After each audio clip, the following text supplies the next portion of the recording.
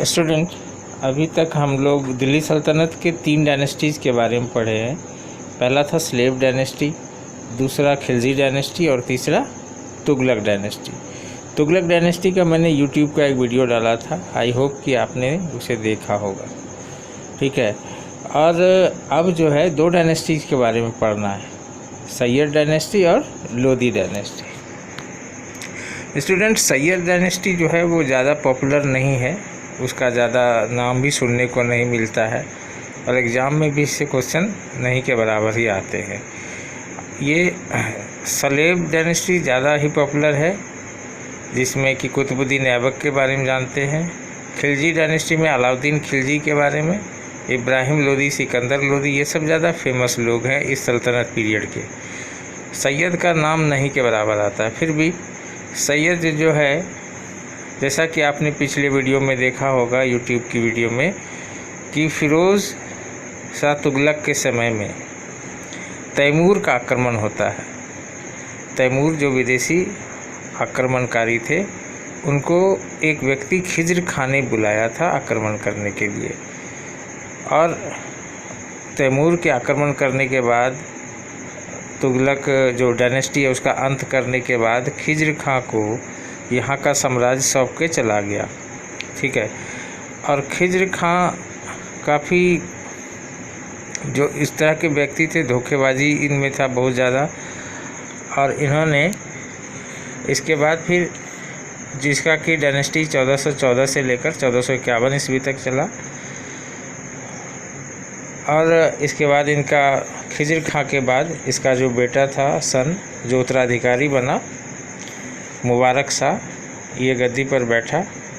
मुबारक शाह के बाद उसका भतीजा मोहम्मद शाह 1434 से 1443 ईस्वी तक वो गद्दी पर बैठा।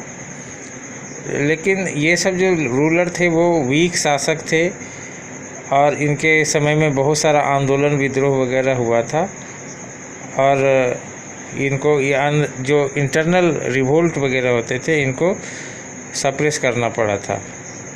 मोहम्मद शाह के जो बेटे थे और उसका उत्तराधिकारी आलम शाह, ये आल्सो वीक रूलर थे। He ascended the throne in 1443। 1443 ईस्वी में ये गद्दी पर बैठा था to leave Delhi and settle the Badaun, और ये 1443 ईस्वी में दिल्ली को छोड़कर बदायूं में सेटल हो गया था। ही हैस्टेंड द फॉल ऑफ द सैयद्स, और इसी के वजह से सैयद वंश का अंत भी हो गया था। सैयद वंश के अंत होते ही लोदी डायनेस्टी का शुरुआत हुआ 1451 से 1526 तक, और 1451 ईस्वी में बहलोल लोदी नाम के एक अफ़गान रूलर थे, और उन्होंने जो गवर्नर होते थे पंजाब के, उसने दिल्ली के सिंहासन पर अटैक किया और वहाँ पर की गद्दी को वो हासिल कर लिया। और उसके समय में जो विद्रोह वगैरह हो रहे थे उसको वो कंट्रोल करके सिंध और मेवाड़ पर भी अधिकार कर लिया। Bahlol Lodi was succeeded by his son Sikandar Lodi. Bahlol Lodi के बाद सिकंदर लोदी उस शासक बना 1489 में। He is considered the greatest ruler of the Lodi dynasty. उसको कहा जाता है कि लोदी डायनेस्टी का सबसे महान राजा था। ही अनेक्स्ड जौनपुर एंड बिहार। जौनपुर और बिहार तक उन्होंने अपना शासन को विस्तार किया था। The entire region of Gangetic plain, यानी कि गंगा नदी के आसपास का जितना इंटायर रीजन था उसने उस पर कंट्रोल कर लिया था। Sikandar Lodi was succeeded by his son Ibrahim Lodi, और सिकंदर लोदी के बाद फिर उसका बेटा इब्राहिम लोदी गद्दी पर बैठा था 1517 ईस्वी। Ibrahim Lodi faced A number of rebellion. Ibrahim Lodi के समय में बहुत सारा विद्रोह वगैरह हुए थे, और finally Alam Khan, the sultans uncle, and Daulat Khan Lodi, एक दौलत खान लोदी नाम के व्यक्ति थे, जिन्होंने कि आमंत्रण देकर एक अफ़गान रूलर थे, बाबर को बुलाया था, है ना। द गवर्नर ऑफ पंजाब, दौलत खां उस समय गवर्नर थे पंजाब के, और उन्होंने इनवाइट किया था किसको? बाबर को। द रूलर ऑफ काबुल, जो काबुल के शासक थे, और किस लिए बुलाया था? भारत पर, यानी कि इंडिया पर उस समय जो सल्तनत पीरियड था उस पर आक्रमण करने के लिए।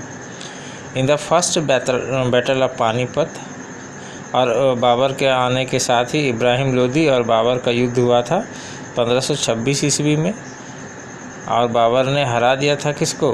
इब्राहिम लोदी को। This event marks the beginning of the Mughal rule in India, और इसी के बाद कहा जाता है कि मुग़ल जो शासनकाल है उसकी स्थापना भारत में हो गया था। तो इस तरह से हम देखें कि जो दो वंश है, सैयद और लोदी डायनेस्टी, इनके समय में यह इनका ज़्यादा टाइम तक पीरियड नहीं रहा, बहुत कम समय में ही इसका जो है शासन समाप्त हो गया, और कुछ ज़्यादा सुधार वगैरह नहीं हुआ। हालांकि लोदी के शासनकाल में बहुत सारा आर्किटेक्चरल डेवलपमेंट भी हुए थे, और जिसमें अभी भी दिल्ली में बहुत लोदी गार्डन या लोदी के द्वारा बनाए गए बहुत सारा चीज़ है। तो आज भी दिल्ली वगैरह में लोदी गार्डन को देखने को मिल जाता है, जो कि उसी टाइम के बने हुए हैं। ठीक है, तो अगला जो वीडियो होगा स्टूडेंट, उसमें हम लोग सल्तनत एडमिनिस्ट्रेशन के बारे में पढ़ेंगे कि किस तरह से जो दिल्ली सल्तनत था इसका विस्तार किस तरह से हुआ, और किस तरह से जो सुल्तान थे उन्होंने किस प्रकार से अपनी शासन व्यवस्था को चलाया, उनका लैंग्वेज क्या था, उसका एडमिनिस्ट्रेशन करने का तरीका क्या था, और वो किस तरह से जो उसके नॉवेल्स वगैरह थे किस तरह से उस पर वो कंट्रोल करते थे, और किस तरह से वो डिवाइन जो राइट था किंगशिप का उसके अकॉर्डिंग वो काम करते थे। ठीक है, तो ये सारा चीज़ आपके बुक में भी है, आप बुक को देखना, सारा चीज़ क्लियर हो जाएगा। ठीक है स्टूडेंट, मिलते हैं फिर अगले वीडियो में, तब तक के लिए बाय एंड थैंक यू।